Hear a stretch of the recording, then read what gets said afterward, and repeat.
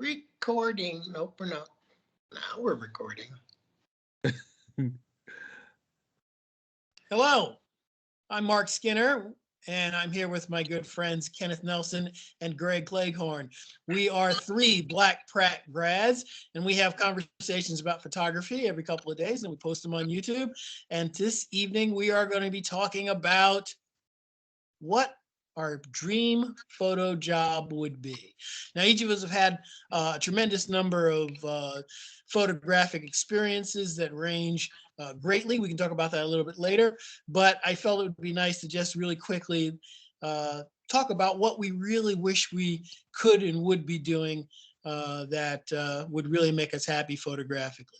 So we never decided among us who's going to go first. I guess, should I go first since it's my topic, or do you guys want to say what you do first? I feel like I want to go first, so let me go first. All Okay. right. Kenneth is going to say what All his right. dream My photo job would be.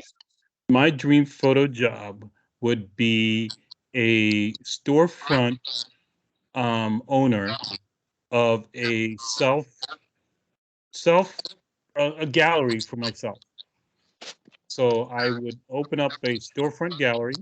I'd be the owner, and I would show my work and sell my work in a storefront gallery.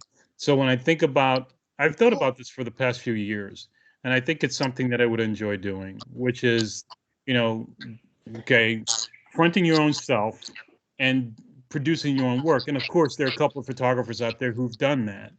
And I think Yeah. Mark knows one of them, or at least is familiar with one of them. Two of Uh, them. There's Ansel Adams did that in Yosemite. He had his own Ansel Adams gallery. And then Peter Lick right, does that currently. You exactly. knew Ansel Adams? He didn't know. Well, no, I never met him, but I did make the pilgrimage to Yosemite to take photographs of the valley. But I just think it's good for a photographer to sell their own work and instead of having someone do it for them. Now, of course, there are logistical reasons why you would have someone else sell your work so you can continue the craft of photography. But I think that if you have a massive archive of images, you don't need to photograph anymore. You just need to archive your images and pull from your archive. And I think in the digital age, we've sort of gotten away from that. And from the people I associate with outside when I do when I'm photographing, it's all about the photograph you have yet to take instead of the hundreds of thousands of photographs you've already taken. So I think it's kind of weird, you know. So I could now, if I were to do that, and I think that's a dream job, I would no longer need to photograph. I would concentrate on what I have photographed and put that out there. I mean, would it be acceptable if, say, a museum or a gallery decided to kind of take you on and take your whole archive and kind of work with you to do something similar, or does it have to be like your own space? I think I would enjoy the experience of having done it myself. So if I were to, I wouldn't do it immediately. If someone were to come up to me 5 years later, if I were to have a successful gallery type thing like that, and I had the experience of 5 years worth of doing it, and depending on what the income would have been, that would also have to be part of the process of whether I would elect to have someone take over the archive to do that. I think I would miss out on it. Um, because then I would, okay, then you could go back and shoot, but I don't think I would want to do that either. I would still want to concentrate on the archives. So Hmm. that's me. That's what I think my dream job would be. Okay. What about you, Greg? What would your Wait, dream wait. photo So job full be? time gallery, not like a portrait studio during the day or at night. No, no, Full time gallery. it would be photographs on a wall type gallery where you come and you take a look at the images and you say, I want to buy that. How much is that? How much is You that know, one? Okay. right. And of course, you see street galleries on the street in New York City and maybe even in California. I'm not sure if you do on the street, but Oh yeah. um, just take that type of model and move it indoors. You know? Okay. I like that. I like that. What about you, Greg? Dream job. Well, in a way, I kind of had it. You know, the photojournalism with the Navy. That was a dream job. Traveling around, hearing stuff on the news, and then next thing you know, we're on our way there. Being off the coast of hot spots like Syria or hanging around the Suez and doing what you can. But a lot of stuff gets classified out of your purview. But uh, dream job. I mean, I would definitely like to follow in Mr. Nelson's shoes, um, and definitely have a gallery. I don't know if I could. I don't think I could ever stop shooting, but I like the photojournalistic part of photography. So my ultimate, I probably for just about like most, adventurous photographers, National Geographic, that would be like a dream job. I'm still, don't count me out yet. I wouldn't be surprised if I could throw a few dollars together. I'd definitely spend some time Africa, Would you, off the would you, path, or Southeast Asia or South America. right, right. Even do an FSA series in the Midwest or the Far West or in the East Coast. Right. There's And a lot since of interesting topics. the kind of work that you like to do requires a lot of traveling, would that be part of, would you be doing the entire curatorial process yourself, or would you like and ultimately want a team of people working back at the gallery to help you You, manage the you know, image? if I could, I don't know, amputate that restlessness or that wanderlust in me, maybe. But it'd be nice to have a team of people at the gallery, and I could come check in and talk to somebody who has a grasp on imagery and what I like to shoot and what my um, vision is. That would be nice. Do gallery work. I definitely have something in the gallery, my own gallery space or shared gallery space. But um, I don't know. I like shooting. I like being out there. I like seeing people. I mean, when I was in, oh my gosh, where was I?